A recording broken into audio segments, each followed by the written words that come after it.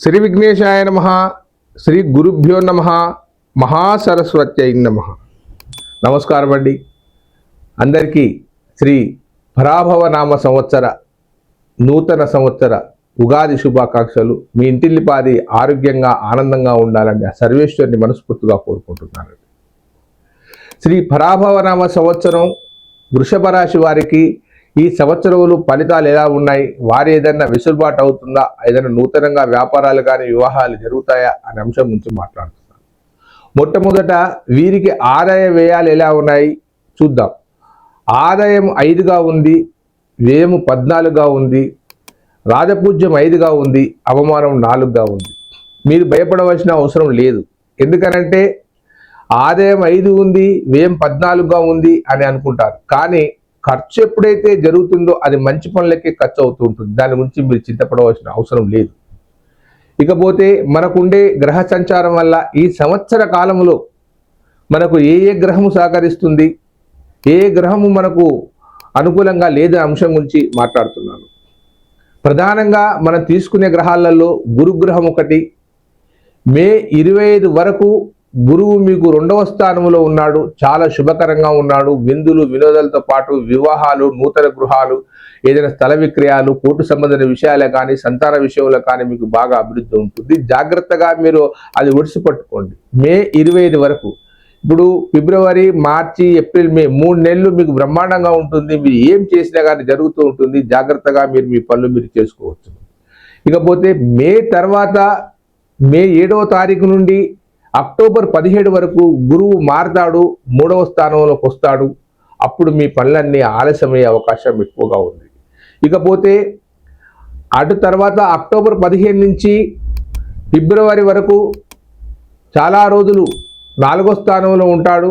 అది చాలా చాలా ఇబ్బందికరంగా ఉంటుంది. కాబట్టి మీరు ఏదైనా పనులు ఉంటే మాత్రం మే 25 నుండి మే 25 వరకు చేసుకోండి. అద్భుతంగా రాణిస్తుంది. ఇకపోతే మీకు ఈ సంవత్సరంలో అద్భుతంగా రాణించే గ్రహము, మీకు బాగా సహకరించే గ్రహము అది ఏమిటనంటే శని భగవానుడు మీకు సహకరిస్తున్నాడు. గురువు కంటే ఎక్కువగా శని భగవానుడు సహకరిస్తున్నాడు. దానికి కారణం ఏమిటి? శని భగవానుడు 11వ స్థానంలో ఉన్నాడు. ఏకాదశ స్థానంలో శని భగవానుడు ఉంటే మీరు అనుకున్న పని ఇట్టే జరిగిపోతుంది. ఖర్చు విషయం, ఆదాయ విషయంలో 4 ఉంది, వ్యయంలో 14 ఉంది అని అన్నారు కదా. ఇక ఇప్పుడు చూడండి, శని భగవానుడు 11వ స్థానంలో ఉన్నప్పుడు ఒక దీర్ఘకాలికంగా ఉపయోగపడే పనులు చేస్తాడు. ఏదో ఒక పెద్ద గృహాన్ని నిర్మించి దానికి కొంత ఆర్థికంగా మిమ్మల్ని ఖర్చుకు చేస్తాడు. కానీ అది శుభకార్యానికే జరుగుతూ ఉంటుంది కదా. ఒక మంచి స్థలాన్ని కానీ ఒక మంచి ఇల్లుని కానీ కట్టాలన్నప్పుడు లక్షల కోట్ల రూపాయలు అవుతూ ఉంటాయి.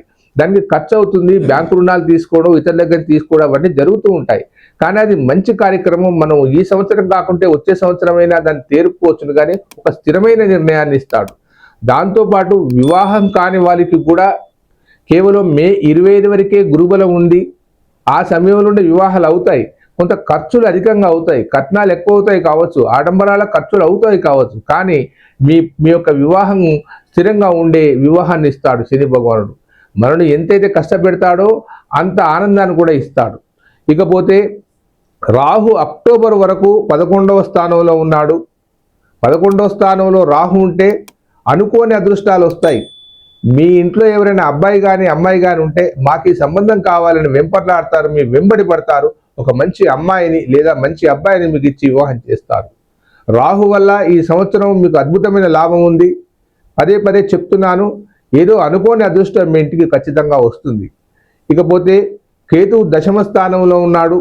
కేతువు 10వ స్థానంలో ఉంటే వృత్తిపరమైన విషయాలలో కొద్దిగా అశాంతి జరిగే అవకాశం ఎక్కువగా ఉంటుంది. మీరు చేసే ఉద్యోగాలు కానీ, మీరు చేసే వ్యాపారాలు కానీ, మీరు ఏదైతే పని చేస్తారో దానిలో కొన్ని ఆటంకాలు వస్తాయి. కానీ అవన్నీ కూడా కర్మాచారుడైన శని భగవాను వల్ల తొలగిపోయే అవకాశం ఎక్కువగా ఉంది. ఇకపోతే కొన్ని రంగాల వారికి ప్రత్యేకంగా చెప్పదలుచుకున్నాను. ప్రభుత్వ రంగ ఉద్యోగంలో ఉన్నవారు ఎవరైతే ఉంటారో వారు దీర్ఘకాలికంగా మాకు ఈ యొక్క ప్రమోషన్ వస్తే బాగుండును, మాకు ఏదైనా ఉద్యోగం వస్తే బాగుండును ఆశించే యువకులకు చెప్తున్నాను. వృషభ రాశి వారికి ఈ సంవత్సరంలో మీ జీవితంలో ఏదైనా సాధించాలన్న తలంపుతో ఉంటారో అది సాధించగలుగుతారు. మీరు ఏదైనా ఉద్యోగ ప్రయత్నాలు చేస్తే ఫలిస్తాయి. అది సాఫ్ట్వేరే కానీ, లేకపోతే ప్రభుత్వ రంగ ఉద్యోగమే కానీ, ప్రైవేట్ రంగ ఉద్యోగమే కానీ, ఏదైనా కానీ మీరు ఖచ్చితంగా సాధించగలుగుతారు. దాంతోపాటు నూతనంగా వ్యాపారాలను ప్రారంభించాలనుకున్న వారు ఈ సంవత్సరం మీకు బ్రహ్మాండంగా ఉంది. మంచి రోజు చూసుకొని ప్రారంభించండి. ఎందుకు చెప్తున్నానంటే కర్మాచారుడైన శని భగవానుడు సహకరిస్తున్నాడు కాబట్టి మీకు అద్భుతమైన ఫలితాలు వచ్చి తీరుతాయి. ఇకపోతే విశేష లాభాలు కూడా ఈ సంవత్సరంలో ఉన్నాయి. అది ఎందుకు చెప్తున్నానంటే రాహు ఏకాదశ స్థానంలో ఉన్నాడు కాబట్టి విశేషమైన లాభాలు మీకు వస్తాయి. దాంతోపాటు ఏదైనా నూతనంగా వాహనాన్ని తీసుకోవాలనుకుంటే ఏదో చిన్నది తీసుకుందామని మీ భావన ఉండవచ్చును. మీరు తీసుకున్న సమయానికి అది పెద్ద వాహనంగా మారుతుంది. అంటే మీకు పెద్ద వాహనం తీసుకోమని చెప్తారు, అది మీకు చాలా ఉపయోగపడుతుంది. అది తీసుకోండి, ఆనందంగా ఉంటారు. ఇక వివాహం గురించి ఎదురు చూస్తున్న యువకులకు చెప్పేది ఏమిటంటే మీకు మే 25 వరకు గురుబలం ఉంది కాబట్టి ఖచ్చితంగా వివాహాలు జరుగుతాయి. మీరు ప్రయత్నం చేయండి, 100కు 100 రూపాయలు విజయం లభిస్తుంది. విదేశాలకు వెళ్ళాలనుకునే వారికి శుభ సూచకంగా చెప్తున్నాను. ఎవరైతే వృషభ రాశి వాళ్ళు విదేశాలకు వెళ్ళాలని అనుకుంటారో మీ ప్రయత్నాలు సాగించండి. మీకు ఖచ్చితంగా మీకు ఈ సంవత్సరంలో మీకు వీసా పాస్పోర్ట్లు వచ్చి మీరు విదేశాల్లో స్థిరపడతారు. మంచి ఆర్థిక వనరులు కూడా కలుగుతాయి. అనారోగ్య సమస్యలతో బాధపడుతున్న వారికి ఈ సంవత్సరంలో మీకుండే దీర్ఘకాలిక సమస్యలన్నీ కూడా అనారోగ్య సమస్యలన్నీ కూడా తగ్గిపోతాయి. దాంతోపాటు ఎప్పటి నుంచో మీరు అనుకుంటున్న ఈ కోర్టు తగాదాలు ఉంటే అవి తెగిపోతే బాగుండని మీరు భావిస్తే ఈ సంవత్సరం ఆ కోర్టు తగాదాలు కూడా తీరిపోతాయి. ఏది ఏమైనప్పటికీ మీరు ఒక మంచి శుభవార్త వింటారు. ఈ సంవత్సరంలో మీ సంతానం ద్వారా మీకు రాబోయే కష్టాలన్నీ తొలగిపోతాయి.